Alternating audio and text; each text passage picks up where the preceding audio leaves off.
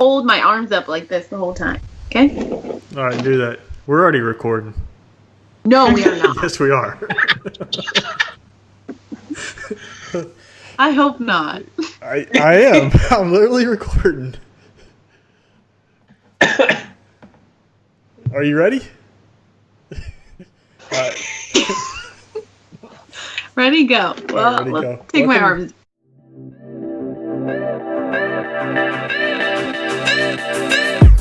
Welcome to episode 85 for June 12th, 2017. On today's show, we're going to discuss outdoor finish and a possible build off or build challenge. We are also joined tonight by Sam Waddell. This is going to be her first show as a co-host. Woohoo! Hi, guys. So, how are y'all tonight? Good. How Dude, are you? I have never looked more forward to a show than I have since Sam Raimondi joined the show. So, yeah, this is pretty exciting. I'm not good enough for you. I'm so. No. I think I look pretty good. You should have looked forward to every show with me. Dude, I can only take so much of you. I'm gonna go cry now. Cry myself to sleep. I'm out. It's all right. Sam and I can run the show. All right, ready? Let's go. Well, I'm excited. It's gonna be fun. You guys get to listen to me and see me all the time now. In 2 weeks, you're gonna be jumping on to segments, so you're gonna have to figure out how to be a co-host tonight. And to keep your camera still, to use the camera. I know. Get a mic. Don't worry. A new computer and a mic will be coming, unlike this one here. That's like 1991. I have like you can't dodge that. That thing's awesome. I know, it's pretty cool. Bringing old school back, maybe. Yeah. But I don't even know if it works. I didn't even plug it in. So. What is it, a USB mic? You can't even plug it into your iPad there. I think I can, right? It's not even a USB? Yes, you can. You can plug that into your iPad. I'm going to. Something will go wrong or something. It'll smoke. Yeah, seriously. And break my iPad, and then you guys will be without me tonight. So. Who said I hadn't been recording this entire time? This entire conversation? You have? No, I haven't. I thought about it. All right, well, let's talk about our sponsor tonight. It's going to be Leesa. Leesa is an innovative mattress brand that's challenging the often dreaded traditional mattress buying experience. No one wants to visit those awkward and grungy mattress stores except Drew when you're forced to spend thousands of dollars on subpar sleep experience. Leesa has completely changed the game, so you can now enjoy a comfort of luxury mattress. Enjoy the comfort of a luxury mattress at the fraction of a price. The Leesa mattress starts at just $575, and they provide a 100-night complimentary risk-free night trial, which I think I'm not going to send mine back even once I hit that 100 nights. They also provide free shipping, which is definitely a plus, so it helps bring that cost down a little bit more. And they're 100% American made. If you want to go to Leesa.com, buy yourself a mattress there, Sam. Use the code Countryside75. Well, I need a new bed, so I totally want one. They look so comfortable. So. They are. The night I unboxed it, like my kids already claimed it, and it's my guest room, and they're like, that door always stays shut because it's like up in it's in their like playroom on the opposite side of the. So like if you go up the stairs, like their two rooms are on one side, and then you have like the whole like loft area that's like their playroom and the game room, and the guest room's on the other side of that. And they go in there and jump on that bed all the time. They're like, "Oh, this is my bed." I'm like, "No, get off of it." And my daughter's just like, she's claimed it. She wants it. I'm like, "No, you're getting stuck in a crib. Go back to your crib." I know. I'm gonna look into it. That's for sure. Because I saw a picture of Drew laying on one. Yeah. And it looks really comfortable. It sticks in your mind, doesn't it? Not like the time that you recorded laying on the bed. What's that? Is it what? Is it memory foam? Yeah. Perfect. To me, I'm going to have to order one. It has 3 high-quality foam layers that provide cooling, contouring, and pressure relief. So there you go. Ooh, look. Nice. Yeah, I would say, I've slept on a Tempur-Pedic, and this here is probably better than the Tempur-Pedic I slept on. I'm going to look them up. I can at least climb out of this one. Tempur-Pedics are hard to climb out of. I don't want to climb out of any bed. I want to stay in it. I know, forever. Yeah. So in case you missed it, Sam, you can use Countryside 75 to save $75 off your first mattress. Plus free shipping.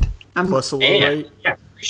And you get a kickback of part of that money that comes back because that supports the podcast. Perfect. Yeah. So I'm helping. Yeah. Yeah, and you're paying yourself. I'm going to write that down. Countryside? Yeah, Countryside 75. Or if I can remember that. Or if you just go to the website, there's a little ad you can click on. It'll send you over there. I'm curious why you got the limelight of the code. Why couldn't it be like RH Woodshop 75? I'm not entirely sure because all that was set up under Woodshop 101, but then when she sent me the code, it had Countryside on it. Maybe because I'm saying it's coming from my email, but it was all done through the podcast. Whatever, as long as I make money. Fine. Whatever. It could say whatever it wants as long as it makes money. Yeah, there you go. Well, if you can't go buy a mattress, you can definitely support us on Patreon like Michael Brindle, and we have a new one this week. Devin Richter? Richter. Yeah, I hope I'm probably butchering your name, but Richter. I mean, in Texas that says Richter. So yeah. No.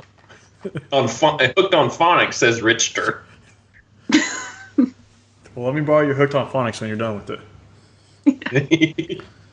So those two guys are up 3 right now. So no. Those two guys are our top supporters, and they definitely help out the show. In fact, they've given some good insight and some good help to us along the way. And if you guys want to support us on Patreon, you could head over to patreon.com/woodshop101, and there's a whole load of perks for you over there. Or you can go to woodshop101podcast.com/listen. God, there's so much tongue-tied tonight. And there's a whole bunch of little links for one-time donations, some recurring donations that you could help us out, keep the lights going, get Sam a new microphone that's not 1991, yes. Or buy yourself an awesome t-shirt. Well, did you get? I have to say, hold on. I told my mom the other day. I was like, I need to order a Woodshop 101 t-shirt, like maybe like 4 of them, so my grandpa can rock one, I can rock one in the shop, and my mom. So I'm gonna be 3. I'm gonna be ordering 3, and maybe an extra one for myself. Don't you worry, I'm gonna order them. I got 2. Well, I mean, here's the thing: is again, you're paying yourself by buying t-shirts. There you go. Perfect.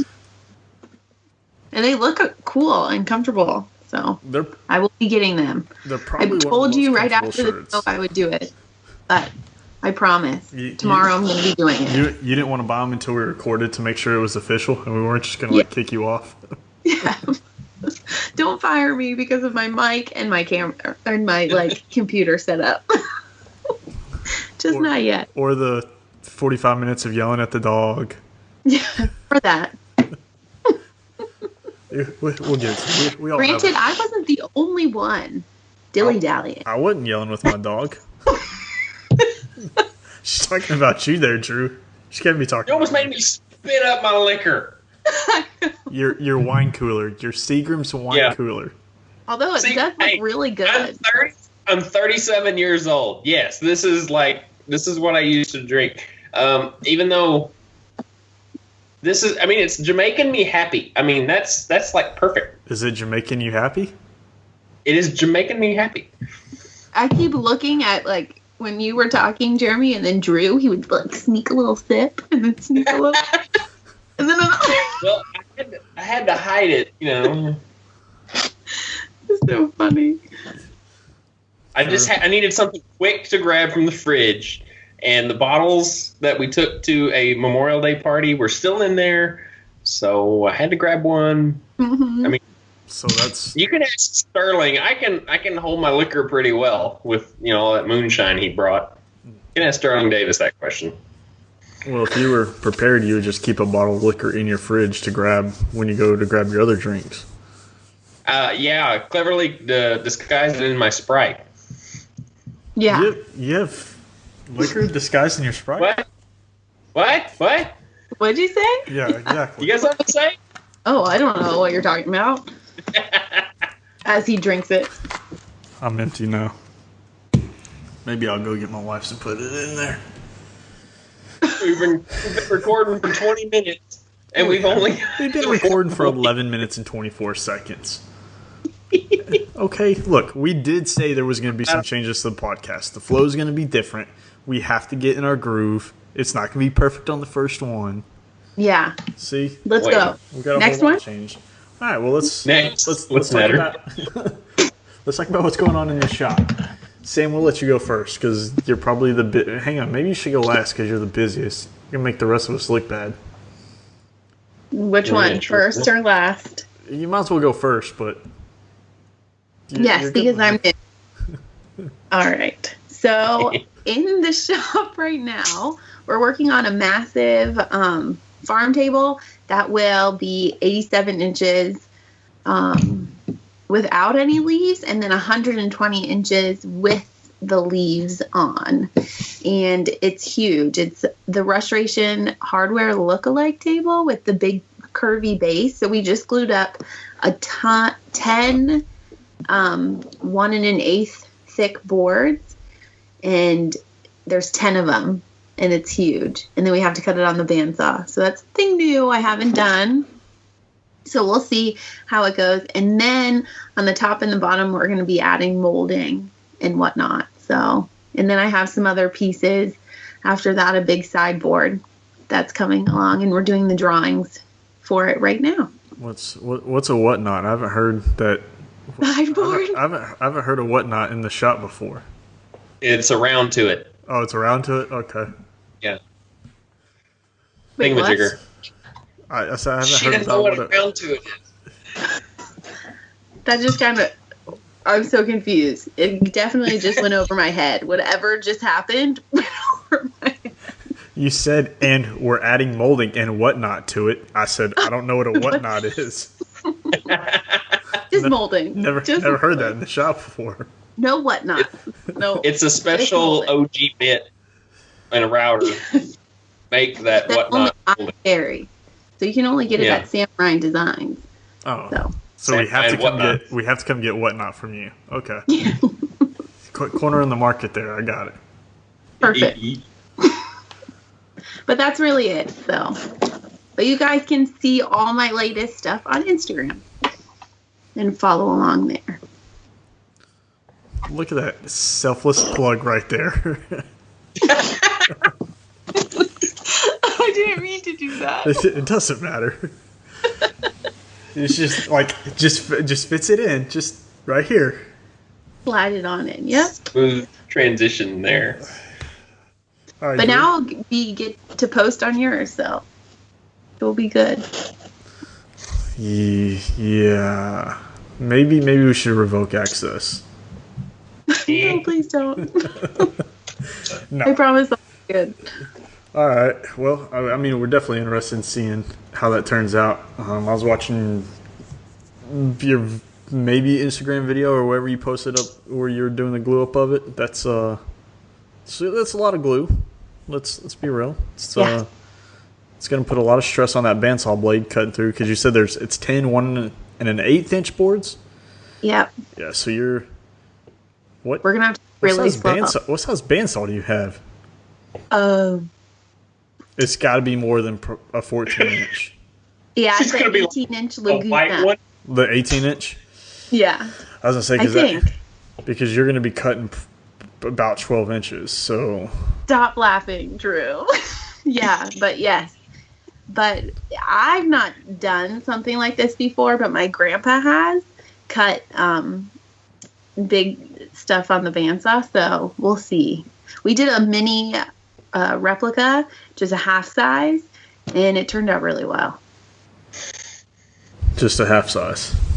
And then we will use the oscillating sander. Oscillating spindle sander. Yes, to sand. So, is it? Are they pedestals? Are they going to be pedestals in them, or are you actually using them? Yeah. So they're like pedestals, and then there will be 2 big bases, or like 2 long pieces on the bottom.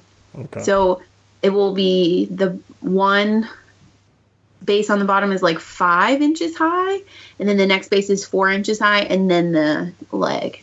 Okay. It'd be interesting. 120 inches. It's going to be huge. Massive. Yeah, it's going to be massive. And we keep debating on, I have to talk to my client, but I don't know if we should leave the leaves, like we're going to glue them up so that they can get from 87 to 120. But we were thinking of not gluing the leaves, and then they can have various sizes. But I don't know if there'll be gaps. Even if we use the dominoes or the biscuits, will there be gaps if we don't glue it up? That's my... Wood's going to move. Yeah. Yeah. So I think glue it up. Yeah. I would say glue it up. Because there's not much of a difference. I mean, what would they do? They would maybe do like 107 inches and then 100, so there's not more you can do. I mean, because there's going to be 3 boards that are 5.5 inches wide that make the leaves on each side. So I have to add 16.5 inches. Yeah, I mean, I wouldn't just glue them up. Yeah. Because I'm gonna glue them. Because then they could add 1 leaf if they on one side if they wanted to half it, or if they wanted to have just a little bit more space. Yeah. And add the second leaf if they wanted. So yes, and I think that's good, but it's gonna look like it's instead of 1 breadboard, it will look like 4 breadboard ends. So it's a pretty rustic looking table. So you'll have to see when it's finished. Do you do any of your designs like in SketchUp, any kind of 3D modeling? I love. If I didn't have SketchUp, I don't know what I would do. So why do you? I can hand most of it, but from going to school for interior design. But the SketchUp is amazing. So why don't you post any of like your I don't know SketchUp stuff? Well. So 2 things. Why don't you post any of the SketchUp plans or models on your website for drive traffic to your website for people interested in that? Yeah. And why don't you post pictures of that for like updates on your Instagram?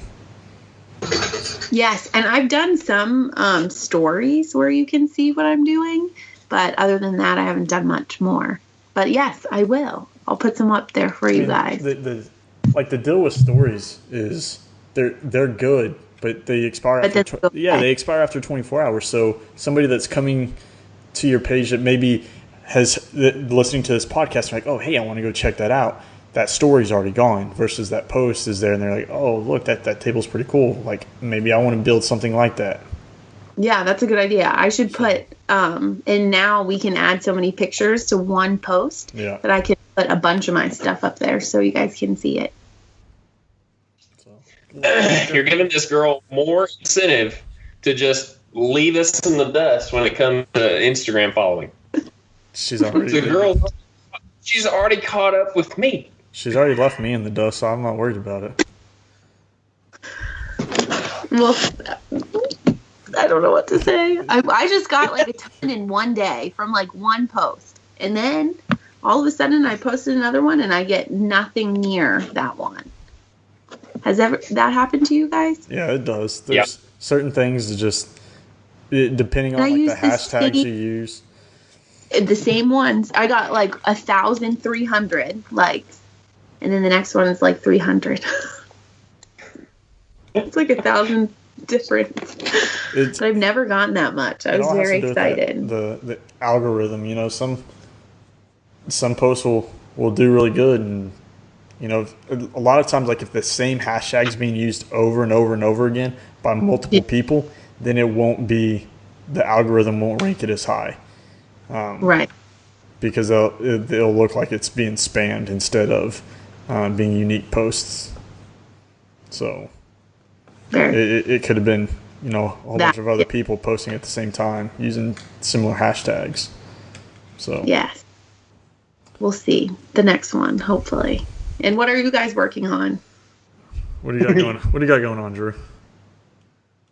Well, I've been kind of taking a little bit of time off just to kind of reset for the second half of my season. So I started on that new jig for the table saw sled, like I discussed in the previous episodes, but I kind of just put a small little halt because Hannah ended up getting sick with strep, and that kind of halted me. Then we found out that she's got to have surgery to get her tonsils out, so that's even better.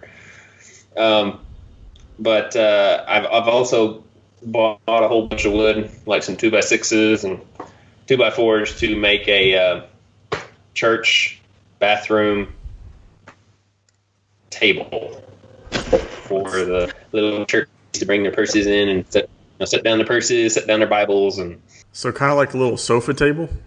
Yeah, it's like a behind the couch, sofa table. It's going to be about 36 inches long, 13 inches wide. It'll have a shelf at the bottom, two little cross members meeting in the back, and then there'll be X out crosses on the two legs. So. Oh, that will look. I like that. I like that cross. I don't think I will post a video on it because I've got to get it done by Sunday. So I'm spending all day Saturday working on it. So I'll probably just do a blog post about it, just step by steps with just pictures. I'm trying to do some more blogs on my website that you can't get on YouTube that will help my newsletter function a little bit better and drive some traffic to my site instead of YouTube. So that's probably what I'll do, is just a blog on it. But that's kind of all I got going on right now. Yeah, it's funny that you were talking about that, because that's, literally the majority of the week I've been working on a couple of different articles for the blog, and that's the reason, because outside of YouTube, and Facebook, and all these others, if all those platforms were to go away, what's going to be constant is the website. And if you're only posting things that tie into somebody else's platform, and if, for God forbid, one of those things goes away, you've just lost all your content. So by having blogs, they're at least residing on your website and not going somewhere else. So I've been, the two articles I've been working on. One is kind of like a Father's Day gift buying guide, and I think I'm going to try to stick to just like suggestion of items under like $50. Maybe pick like the top 10 under $50 items that I would want, and then the other one is like lumberwood or hardwood dealer, like what are they, a talk, necessarily, like if you were to go to the hardwood dealer, like what's the nomenclature, what is the terminology of things that is more common. Most places aren't 2x4, 2x6. You go in there with your 4-quarter, your 8-quarter. And I've had a lot of people ask me lately about, like, how do you understand that? How, like, I hear this 6-quarter. How do I know what that means? Or this S4S or S2S2E. So there's all that stuff that people have been asking lately about. So I think I've been thinking about. I'm just gonna put it all out and write a pretty good article on it. Maybe do some infographics, just so there's like a point of reference for people to go back to, and I don't have to keep explaining it. Be like, hey, check out this article. It's everything you want to know. Yeah, that's a good idea. Because when I first started, I didn't know what any of that meant. Yeah. And thankfully, I had a great teach me everything. Yeah, and once you learn it, it's pretty common sense. You're like, wait, well, how did I not like? I relate it to actual quarters. Like there's 4 quarters in a dollar, so there's 4 quarters in an inch. Mm-hmm. So, and you equate to 4 quarters as 1 inch. Right. 6 quarters would be $1.50, which would be an inch and a half. And that's, and I think that's the approach I'm taking to write the article. Is how I relate to it and how I understand it. Whoa! There's 4 quarters in a dollar. Yes. Crap. It's funny though because my grandpa does tests sometimes for me. If I remember, like the ruler, like I know like the inch, the 1/4 inch, the half, the 3/4, but like the 3 5/8 and stuff. He's like, "What's this?" I'm like, "Okay, I can remember that." Math wasn't my best, but I'm getting better. And like 3 marks past that. Yeah, and sometimes I just put a dot, and then I'm like, "Oh yeah, that's where I need to cut."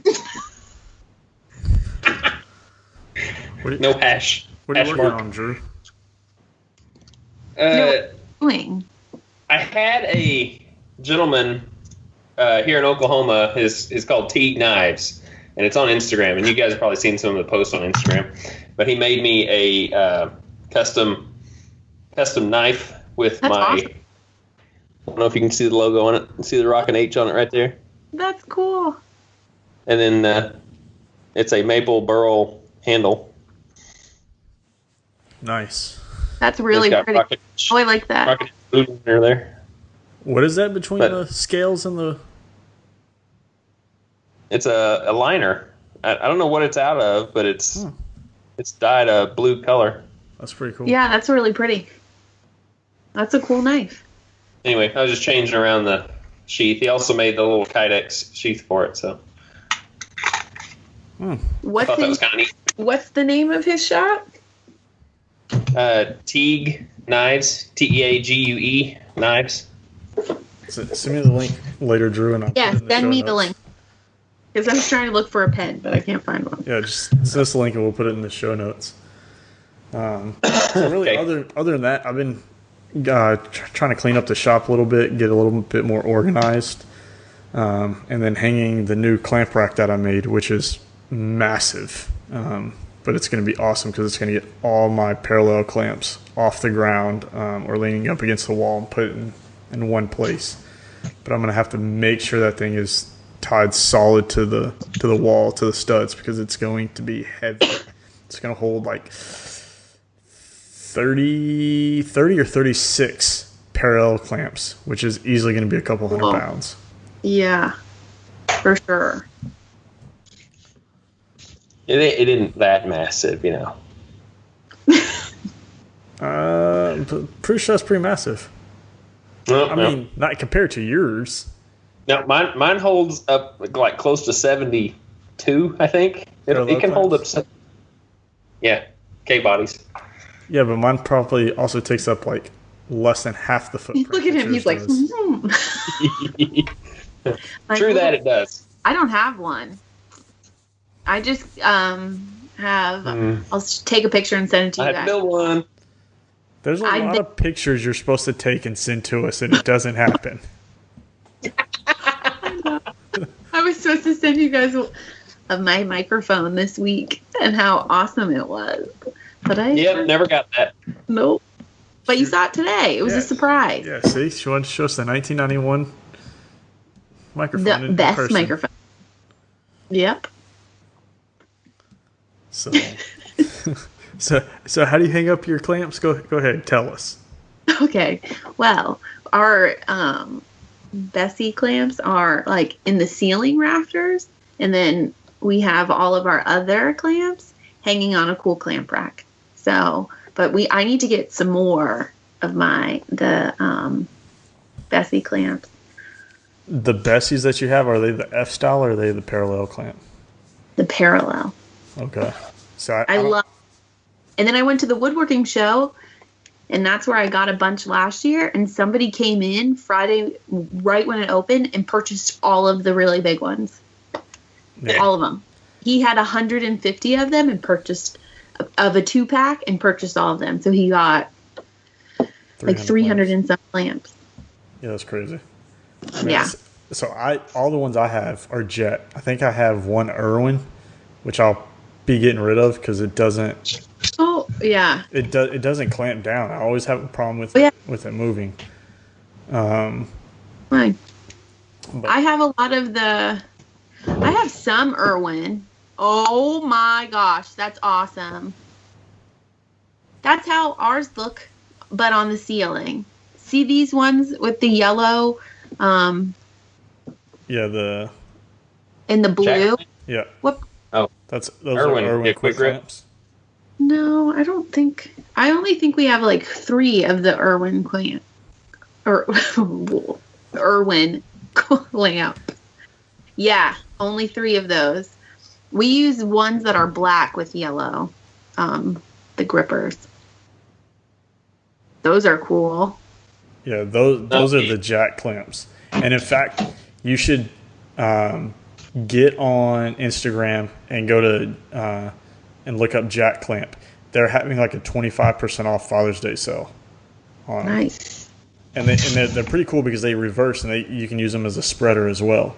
Or use them as like a third hand to hold something up. So they're stout too. Typically, you can find Jet and I think mainly Jet around Father's Day. You can find deals on Amazon or things like that. Yeah. Well, see, I bought all of mine when they were doing their 50% off sale. I'm gonna look. I'm gonna get it for my grandpa for Father's Day. There you go. Those jack clamps are pretty awesome. Oh, and now he's gonna know what he's gonna get because he's probably gonna listen on Monday. Well, Grandpa, you're getting some clamps. Newsflash here. I'm buying you something that I need in the shop. Yep, we can share it. So, yeah, I got all my jet clamps when they were doing their like 50% off sale. What was that for Black Friday? Several years in a row. And insider information is they will probably never have that sell again. So, which I mean I understand. They probably lost a lot of money doing 50% off the clamps. So, guess it depends on how much money it costs to make them. Yeah. Yeah.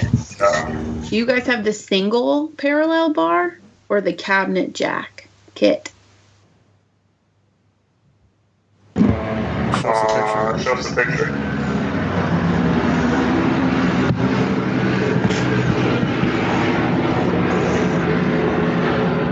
That's the one we have.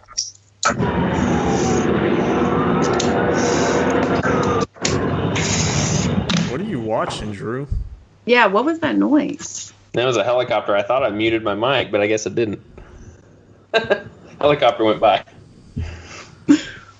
Yeah, with a Sorry. sign. Yeah, there's I think ambulance going by too. I know. I saw today. I felt bad.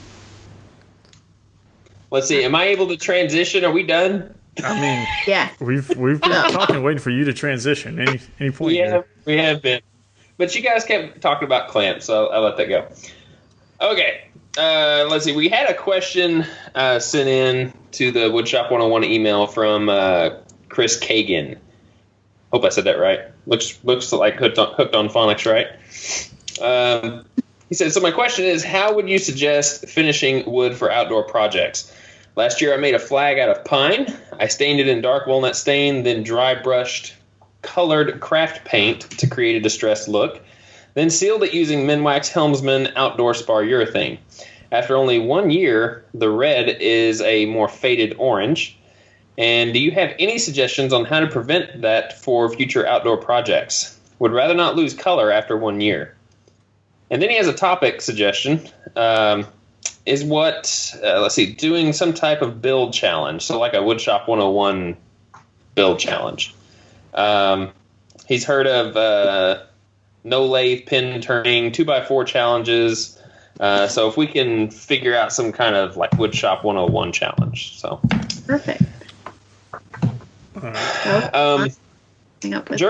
Jeremy's had a lot of experience, I think, with the outdoor finish stuff. So I did find something online too that I can kind of put my 2 cents in after you do a little explanation, Jeremy. Yeah. So I've never really messed with the Minwax helmsman. I mean, to be fair, I've left Minwax products back. Haven't used Minwax in several years now. I've primarily used General Finishes, their exterior 450. I've done it on many commission projects, outdoor tables, and it holds up. I don't know how it compares and how it would hold up over the helmsman, but it is it has a UV protectant in there that will help combat the fading. My take on it is, if it's in the direct sun, or if it's getting more sun each day than it is shade, I don't think there is anything as far as polyurethane between like helmsman, the 450, anything like that, that will keep it from fading, even after a year. Because on the General Finishes website, it says that it will probably need to be refinished yearly if it's going to be in direct sun. So if it's not in direct sun and you're getting more hours a day of the shade, then you might be able to last a couple years before it needs to be refinished. But being that it's outdoors and you want that bright, vibrant color, you're probably going to have to refinish at least every year. The benefit to the exterior 450 is it is a water-based. So it's a lot quicker to apply and a lot quicker drying time. So you'll be able to, maybe knock it out in a day every year to refinish that project. But unless you're going with something like maybe an outdoor epoxy or something like that, you're probably just going to have to, I hate to say it, suck it up and refinish it each year. Thanks. Now, that's just kind of rude, Jeremy. It is suck it up business. Yeah. I mean, you know that water lock stuff? So I've not done a lot of outdoor stuff, but we have a can of like water locks. Yeah, water locks. Is that good for outside or not good for outside? Yes, they do have a outdoor varnish, and water locks is good. But then again, it has UV inhibitors in it, and it's an oil based. It's not a water based, so it's going to take.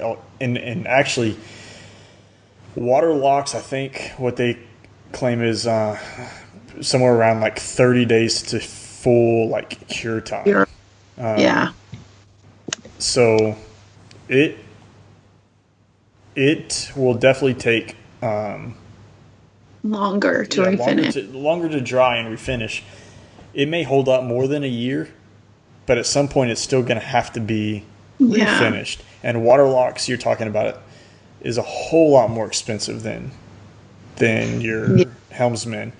I mean, your 450 is more expensive than your helmsman, but water locks alone is a lot more expensive. Yes, it is.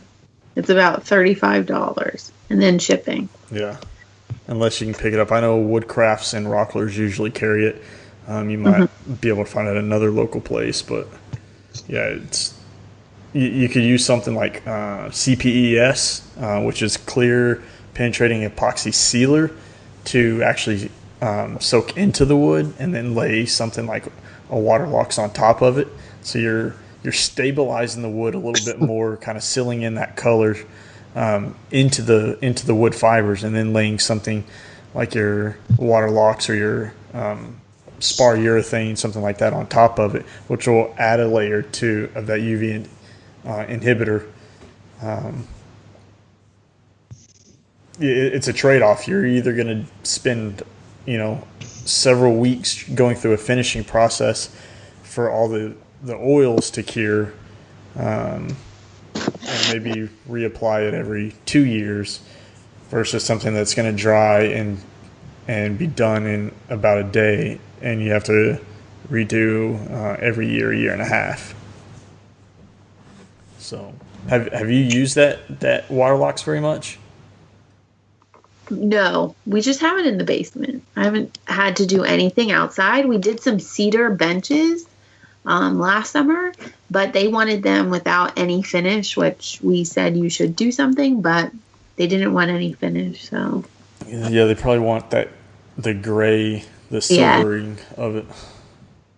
That same family I built a lot of items for, and unfortunately over Christmas, their house caught on fire, and all of the items that I built, everything in their house was ruined. I did a bunch of big built-ins, a big desk, and all of the benches. Which you take pictures? Yes, I did. Yeah, there you go. I just met with them this morning, and we're going to rebuild everything plus some, so it'll be good. Nice. Well, I found something online, and I have never used this before, but most of the time, it kind of takes me back to whenever I did the garage epoxy flooring in my garage. I didn't want to get something that was off the shelf at Home Depot or Lowe's because I've not heard good things about it. And I was trying to go this route with this particular question just to see if there was anything out there that was just out of the norm. And I found something called Top Secret Coatings. It's a 2-part component urethane, and they dub it as Supreme Urethane. You can get it in quart size, half gallon, and gallon, and it's 2 parts A and B. You can get it in satin and gloss, and the color is clear, of course. But it says that it's a Super Duty 2-part component, acrylic polyurethane finish coating, durable enough for the harshest environment and high abuse areas. It's a hard shell urethane that offers low VOC, twice the solid content, resulting in higher build and increased long-term durability. Can withstand heat up to 500 degrees, and has a color fast gloss. It says hot color fast gloss retentive. I'm not sure what that means. But it's a self-leveling finish.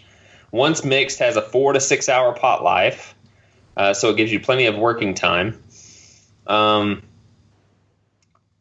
see, it's a waterproof long-term finish. Recommended uses for concrete, tile, masonry, plaster, wood, fiberglass, synthetic materials, and all metals. So it's like a Heinz 57. It's kind of like it seems like a hybrid between epoxy and polyurethane. What's it called again? Top Secret? Mm-hmm. Top Secret Coatings 2-part component urethane. Now, the catch is, because it's so special, the price isn't exactly cheap. It's this one's marked down to $66.99 from $79.75 for a gallon. And do you have to mix the whole amount to get? No. I mean, it's just like epoxy. You take certain, like 1-to-1 ratios or whatever the ratio is for this one, and then just mix them together in a separate pot. And then you can use whatever you need. And then you have a 6 to 8 hour window to use the rest? 4 to 6. 4 to 6. According to this. So I don't know if that's a way you would want to go. Like I said, I've never worked with it, so I don't know how thick it is. If it's poured on, brushed on. It looks like that they use a roller, kind of like an epoxy flooring would do. So probably just something with like a low nap, something really, really fine. Maybe a foam roller might work too. And it self-levels. So I guess if you just put a pretty liberal amount on it, it should level out in and cure. Yeah. You know, another one that I forgot about is epiphanes, which is a like a marine varnish. Again, oil based. It's going to take a long time to cure, and they have, it's like a high gloss finish is what it comes out to, but they also sell a matte finish, which I think the matte finish is relatively new, within the last year, maybe two, that they came out with. I have not worked with epiphanes. I will probably get some within the next year or so and give it a try, because I do have an outdoor bench I need to refinish that I think I will probably do epiphanes on. I do know there's a couple guys out that have done videos on it. Check out Matt Cremona. He has he did a table on it, and in fact, I think it was done for the Wood Whisperer Guild build that he did. But I think they did a wrap up on it. He did CPES for like a base coat, and then went back with the epiphanes, and then did like so many coats of epiphanes, their high gloss, and then went back with like one coat of the matte, because the matte is actually substantially more than buying just their original formula. And a more recent video to that is Mark Spagnolo came out with a video of refinishing his outdoor table, and he did a similar method. If I remember right, he sealed up the whole table with the West System epoxy to kind of stabilize the knots and stuff that were in it, and then he went back with I don't think he did CPES. He did another clear penetrating epoxy, but it wasn't the brand CPES. And then he went with epiphanes on top of that. And he did a video on it and gave his thoughts on it. Of course, he just did it this year, so time will only tell if it's gonna last more than a year without refinishing. But definitely check out both of those resources, and I'll try to put those down in the show notes as well, that you can come take a look at. I would say that those are probably two of the newer resources as far as like epiphanes goes. Reach out to Matt Cremona or Mark Spagnolo, and they might be able to give you a little bit more insight onto that product. I haven't used it personally, so I don't know. I just know it is a marine varnish that is used in a lot of outdoor projects. All right. Perfect. So going back to this other subject matter, he inquired about a project build-off or a challenge, not a build-off, challenge. We kind of have been toying around with some ideas, but what we would like, since our ideas might suck anyway, anybody that is listening to this, if they want or have an idea that they want to propose to Woodshop 101, I'm all for doing some kind of a challenge, and I don't know what kind of things that people are willing to do. I had pitched around an idea for like a jig build challenge, but not many people might want to make jigs, so that probably wouldn't get a very good amount of people in it. What idea did you have, Jeremy? I don't really know. I know there's, so I'm going to read you the rest of the email, because I kind of went back and forth with Chris a little bit, and the follow-on email, because I kind of probed him for suggestions, and he put, "Hello, the challenge of the challenge is having something that engages the masses, something the beginner woodworker can enjoy, but also more advanced one can enjoy too. Things like a one-board challenge, pallet wood challenge, or a specific topic like a stool that essentially everyone could find a use for. Then, of course, you need a really cool hashtag to bring it all together." Yeah. So definitely the hashtag, because that's going to like market it.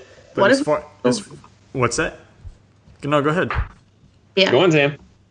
Okay, so since it's summer, You know, what if there's all those outdoor games with the big dices and the dominoes and the Jenga? Maybe we can think of something like that, and you build it out of wood. Have you seen that stuff? Yeah. It's pretty cool. Yeah, But we can talk. Well, I mean, Something for summer? Coolers? Something like that? Yeah. And I agree. Summer. Something else. So Maybe an outdoor build challenge of some kind. Yeah. Yeah. I think it would definitely have to have some restraints, like, you know. Yeah, you couldn't. Yeah, because, you know, some people might go all out and do, like, very extravagant table, but maybe do like an outdoor bench or something like that. The problem with that, and so what I responded to him is like a one board challenge would be good, but I think the 2x4 challenge has been played several times. The 2x4 challenge was just done by the Modern Maker podcast.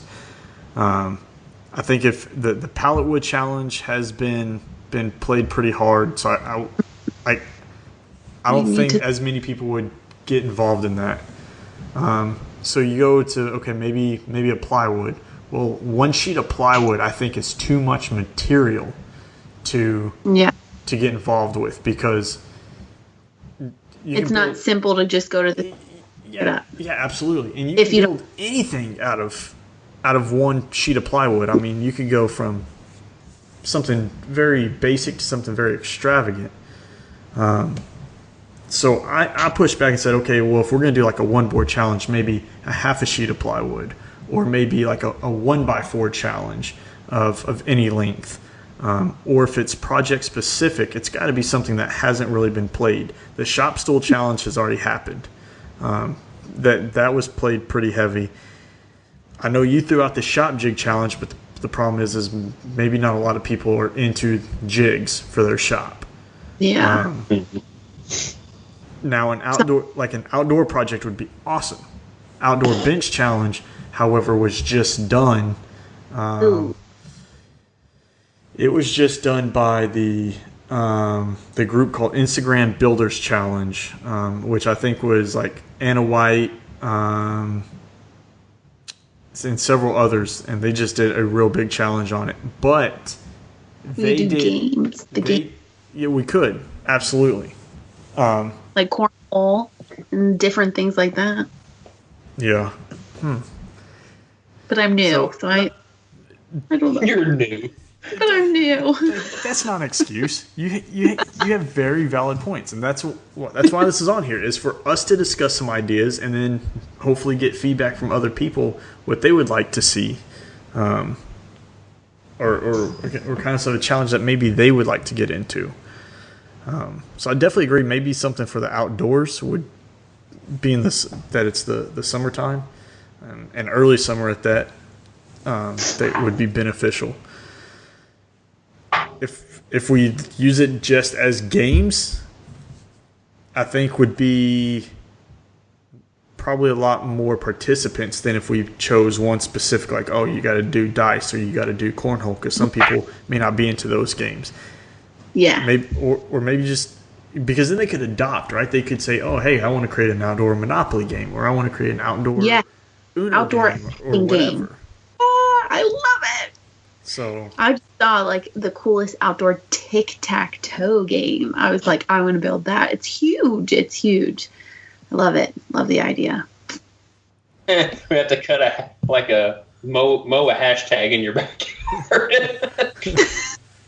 And then cut you out some pieces to play with.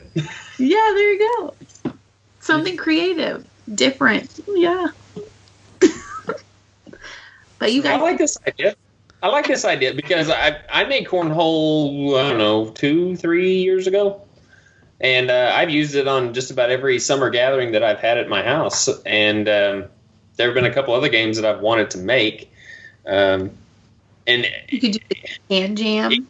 It doesn't even have to be a generic build. I mean, somebody can throw their own spin on maybe storage, like kind of like I do with my cornhole. I made a specific spot on the underneath side to actually hold the bags. I mean, just an out-of-the-box thing that is your spin on that particular game. Yeah, I like that idea. Yeah. And then you can try your outdoor finish that we talked about on there. There you go. Put a $65 finish together. Yep. All right. Well, we definitely want to hear your feedback. If you guys are interested, if you would actually participate with an outdoor game challenge or something, if you have another idea, definitely shoot it our way. I think it's a good idea. We should definitely get a challenge going. Let's just hopefully we get enough feedback for people that would be interested in participating with it. And then who knows, maybe if we can get enough participants, we can find somebody to do a giveaway with it or something. So it's a good idea, Sam. I like it. You can't use the excuse Thanks, I'm new. I don't. Thanks. Yeah. I'm not fired. I did like how she did the whole grade school thing. Like, Yeah. Can you call on me? Call on me. I have an idea. Raise my hand. Call on me. And then when you don't call Good her, job, she's Sam. gonna be like this. She's gonna be shaking her hand Yeah. like it's gonna get her noticed anymore. I'm over here in the back. Choose me. Your face. Reminds me of that Family Guy episode. It's like, Miss Clifton, Miss Clifton, Miss Clifton, Miss Clifton. That's so funny. It reminds me of the note that my son's teacher sent home with him. Said that he would literally sit. It's just so nice. He would sit with his hand up until his arm fell asleep. He'd wait for her to call like during the middle of the lesson, and she'd be like, "Braden, I'll get to you in a minute. I'll answer questions in a minute." And he would just keep his arm there, and she said like that was his thing. He would just keep it there. He'd be quiet about it until his arm fell asleep. I'm just like, You put it down. yeah, and then he's like, my arm hurts. I can't lift it. So, all right. Well, let's get into a little product tool recommendation. Sam, I'll let you go first since you didn't fill anything in. Oh, yes, I did. No, you didn't. Yes, she did. No, she didn't. I just Yes, she did. right before we started. You see it? Why is mine the only one not see it. updating then? It's right there. She did it. Yeah, see, told you. Okay. I did it. All right, I will go first. I am recommending this awesome stain that I was able to try from Weather Wash. If you're looking for that perfect weathered barnwood look and you just want it to look like that without getting the actual barnwood, this is amazing. You can so you can use it with all different types of wood. There's different stains for the different species of wood that you're going to use. So it can be put on maple. It can be put on really virtually anything. I have the pine one, which gets put on pine, ash, fir, and poplar. And it does a great job, and it's great because the different woods, it changes the color. So on the pine, it's like a brown. On the poplar, it's a very light, faint brown. And then on like the fir, it was more of a dark gray.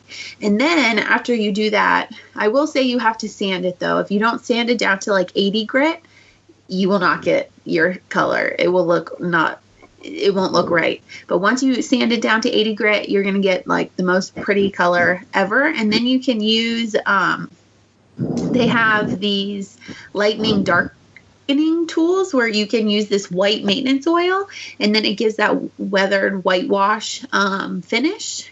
And then you can use clear to darken also the stain that you use, and then you will protect it with some clear top coat. And I have the dead flat to give it that true barnwood look. So I highly recommend it. We can put a link in the show notes or wherever we put the link. Yes, in the show notes. The link will be in the show notes. We'll put a link there.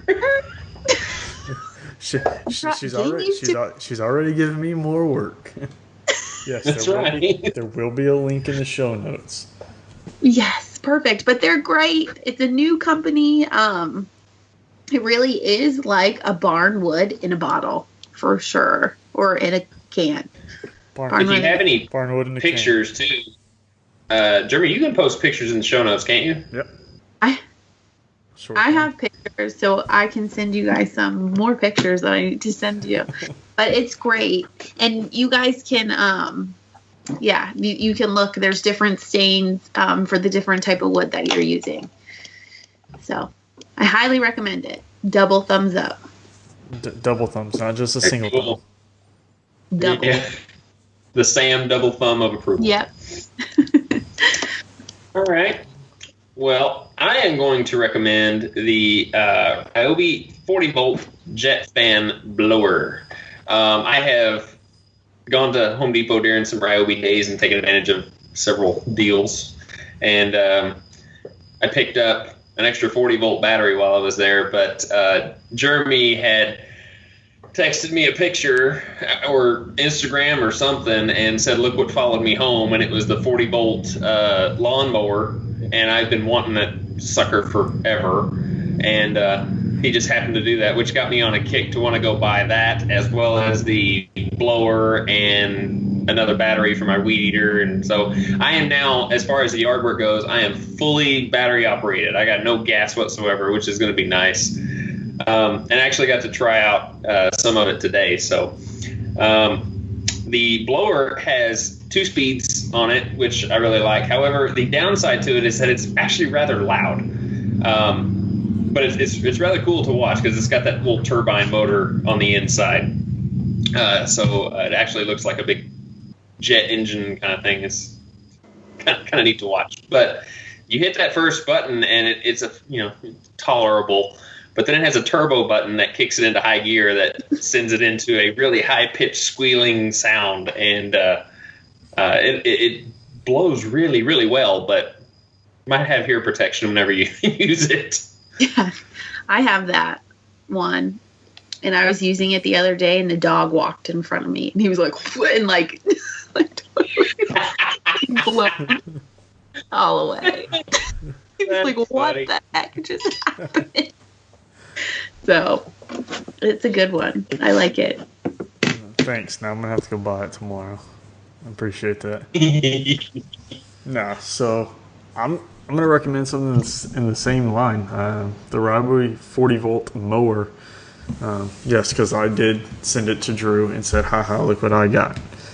After I waited, an hour and a half for them to the Home Depot to help me get it off the top shelf, I will probably never go back to the Home Depot as long as I live. So I digress on that. The mower is excellent. I mean, I initially went out and got it because I had a lawn guy. He decided he didn't want to show up. 3 weeks later, still hadn't showed up, and my backyard was like knee high. And at that point, I was like, all right, I might as well just go buy the mower and start doing the yard work myself again. So I bought it, and it cut through that no problem. I cut my entire yard, and I still had like 3/4 of a battery left. The power, it never bogged down, never stopped. And the fact that it's a brushless mower just has like that brake that as soon as you let go, the motor just stops immediately. There's no winding down. There's no winding up. It's from 0 to full power and full power to stop. And I like that. It's super quiet. My wife didn't even know I was outside mowing. So that's a benefit. It's got some cool little headlights. But, I mean, I don't plan on mowing my grass at night, so I don't know why you need headlights. But I'll probably give it a try. I will probably give it a try one night, just because I can. But I figure all woodworkers or most woodworkers are going to eventually, at some point, have to mow their own grass. So why not offer something that has something from a company that provides like awesome woodworking tools? Now they're providing, awesome tools outside the woodworking element that will help you get back into the shop a little bit quicker and with a little less stress. You know, you won't be going out there to mow that grass and be like, I forgot gasoline. I now got to go get gasoline and come back. Now you just killed another half hour, 45 minutes. So especially for weekend woodworkers like myself that have got to get the grass mowed and get shop time all done on the weekend. So, well, I'll piggyback on your recommendation because I picked one up too, and I like it because it's lightweight. It also has that secondary battery storage in it. It sounds like an oscillating fan, so it's like super quiet. And it has that load sensing technology, so whenever you get into really thick grass, it kicks it into high gear just to keep that blade moving at the same speed. So I have really been impressed with that mower, and I've only had it, like a week. Yeah. So that is well worth the money. Yeah. Well, in fact, they just came out with the 20-inch deck self-propelled mower. And I think it's another $100 more, something, $150 more. And I was kind of torn. I was like, man, should I just buy that one, like the self-propelled feature? Because my last mower, I had that, and I used it all the time. I was like, you know what?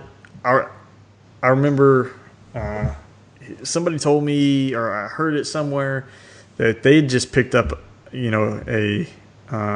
another brand, I think maybe the Ego brand, I don't remember, and they'd never used the self-propelled function because it was so lightweight. So I was like, all right, well, I'll save myself money, and I picked this one up, and I was like, I don't regret not getting the self-propelled at all because, like you said, Drew, it is extremely lightweight. Mm-hmm. And the fact that and that's not a downside together. Yeah, that's not a downside either. I mean, it'll still handle everything that my heavy mower did, but you're not having to push around a huge motor sitting on top of your mower deck. Yeah. It makes mowing so much more pleasurable, and it's just quick and easy to just grab a battery, throw it in, and go. There's no filling up. There's no checking oil. There's no changing oil. There's no running your mower down until the gas is out of the carb. I mean, it's super nice just to be completely off the grid with it. So I really like it. Yeah. I know you guys are making me jealous. First you text about it, how excited you are. And then now you guys are rubbing it in my face. Is this it? Yes. Is that the one? Let's see, is that the $299? Yes. Yes, that's it. Yep, that's it. But that's a 16-inch, isn't it? Yeah. Does that say that's 16? No, you need the 20. Yeah, the 20-inch. Wait, you guys have the 20? Yeah, the 20-inch deck. So there's two. There's three. They have the 16-inch deck, they have the 20-inch deck, and then they have the 20-inch deck self-propelled. Okay, I got it. $399. No. $299. The $391. The $399 is the self-propelled. Click the link in the show notes. Okay. Right after. The $399 is the one that is self-propelled. Yeah, but you know what? What was so tempting was their 40 volt or 56 volt or whatever was their riding lawnmower. I was so tempted. Oh my gosh! I love doing. Is that a lithium or is that a NiCad? I think it's lithium. It's a built-in battery that you plug in. Yeah, but some of the reviews that I watched on YouTube, and they may have been old, but I think it's a NiCad battery that I saw. So I don't know if they've upgraded it to the lithium or not. That's why I was curious. I would assume it's probably a lithium now, especially with all three of their lower motors being lithium batteries. But I was so tempted to get that, but at $2,500, I couldn't justify it. Because literally, we walked in the store, and my son sat down on one. He goes, "This is our new mower." I said, "Yep, your mom will kill me as soon as I get home." Yeah, I was tempted to get the, I think it's a 20-inch or an 18-inch. I think it's an 18-inch chainsaw, the 40-volt chainsaw. Yeah. Once you buy into that 40-volt line, it's I think it's definitely worth it. So, Sam, go buy one. Perfect. I will. Right now. It's so funny. I have a weird, I love mowing the grass.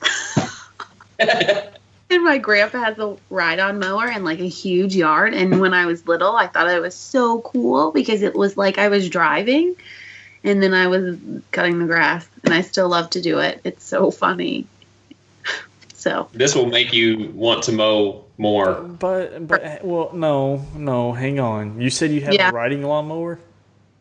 No. My grandpa. Oh, I was about to say. I have a pushing. It's really heavy, too. Super heavy. So. Yeah. Get this one. You need to get this one. It's highly worth it. And then we can all three have it. So I'm not left out. Yeah. For guys' conversation. Then y'all could just come mow my grass for me and I don't have to do it.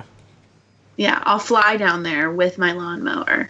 Yeah, it makes perfect sense. Well, I mean, you were 40 minutes from me and never came and saw me, and you were here for what, 10 days? Well, 8, 7. So close enough that you're literally you were at the beach that I take my kids to. Well, granted, you were here for a couple of days, so we swapped where we lived. Well, so I was in South Carolina and you were in DC. Yeah. True. And then we'll just go to Texas to see you. Yeah. Oklahoma. You can't claim him as a Texan. He's in Oklahoma. Wait, what? I am proud. Yeah, he's proud. Well, I mean, he's might as well be he's not far from the border. I thought you were. No, I thought you. He used just to be moved from Texas. You're in Oklahoma? Yeah. I did not know that. That's awesome. I swear you guys said you both lived next to each other in Texas. No, we lived 6 hours from each other. Yeah. We were neighboring states. Yeah. How did I not know that at all?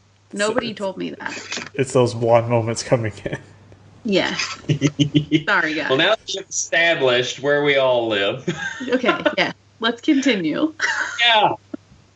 I would like to remind all you viewers out there after listening to this particular episode that if you are listening to this on iTunes, please be sure and stop as soon as this episode is done and leave us a 5-star rating.